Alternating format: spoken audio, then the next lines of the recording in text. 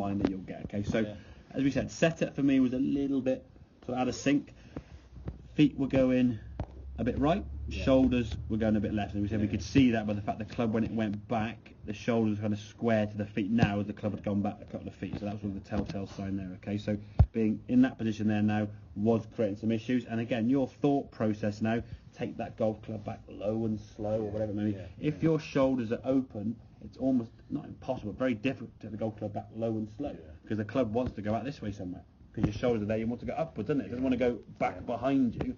So when the club's in that position, as you swung back now, what we saw now, sort of quite a lot of daylight there between your hands and your arms. When you start hinging the wrist back there, there's still a gap now between your left arm and your chest. You've moved those arms away.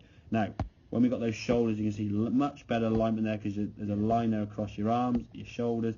For me now, you're all kind of lined up in a good position. You're in a position where now we want that ball to go that way.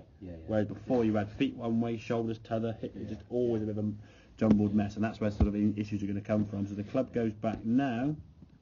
As we go back, that left arm is about the same spot there.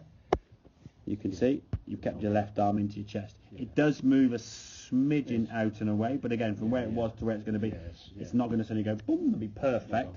But certainly that position there now, when that club's going back at that same sort of position here, you can see where your left arm is now. It's a much more connected to the chest rather than out here having daylight.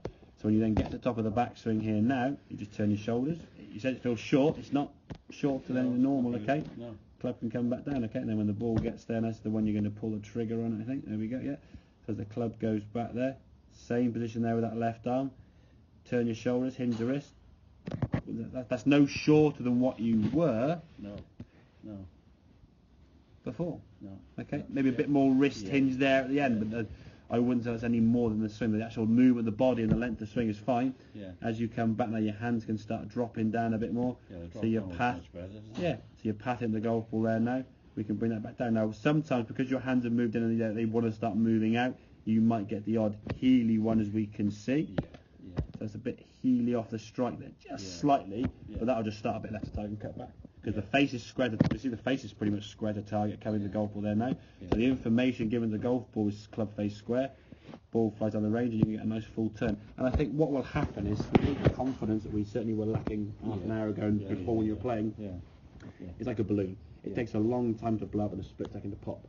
So by having, hopefully the lesson today now is going to give us that uplifting. I can play golf. There's definitely a golfer there. We know that. It's just trying to sort of get him out kind of thing, rather than getting bogged down with theory and thought and all these different umpteen different swing thoughts that were sort of going on in your head. And I think a lot of times from a coach's point of view, with all the students I teach, in some ways it's almost taking thought out of their head. Because so many golfers I teach, they start come for lessons, I've been doing this and doing this and doing this and doing this. I think, not being funny, sir. The golf swing, when you start the golf swing, if we start the swing now, the movement of this golf club starts at 11 seconds, best part of, and you're making contact with the golf ball at 12.5 seconds. So 1.5 second of thought. How much can you think of in 1.5 seconds? Not a lot. And people there go, keep my elbow in and my knee down here and I'm doing this and drop this and do this, and they just get in a complete mush with their brain. And it's the same thing. If the way you want to kind of play golf is the way you drive from the golf course to the golf club to your house every time. Almost autopilot. You go just drive past that village. You just done it. You don't think about doing it. You're not there going, have I got to turn left here? Have I got to turn right? The same way as if you're driving around a village or a city you're not familiar with, and you have to try and you're not comfortable where you are, your driving performance is worsened, because obviously you're thinking about other things. You're not in the auto. You're trying to think, oh my God, which lane indicator do this? Rather than when you know what you're going to do in advance, you just go, this lane, dum dum dum dum, and you do it. It's the same thing with golf. We can just get yourself, and again, for me, the setup is key for everyone. Okay, whether you're a tall professional or a beginner, the better we can stand to the golf ball, the better chance we got in the golf ball. If I got your car now and moved your car seat back 3-4 foot and said, right, drive from there, then Stevie, you'd struggle, wouldn't you? Okay, so you've got to get yourself set in the right position. So getting yourself all these things, and again, it's always worth, I think, every sort of month or so, I sort of a little check-up, or just check your setup. It's so easy to fall back into old habits. You can start making subtle adjustments when the ball starts leaking one way or t'other. And then my shoulders on and hip, and you start. Before you know, your feet are going one way, hips t'other way, knees, and you're going all over the place.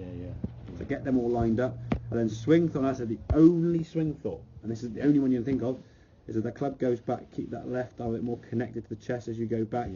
don't try and push it away. You push it away, it's got to come back. And when you put it back in, you've got to sucked it in sometimes. You've got to try and and then exactly. And then you're doing one thing on the way back, so then have to try and recompensate on the way back. Does that all make sense on you? Yeah, absolutely. Good man. Okay.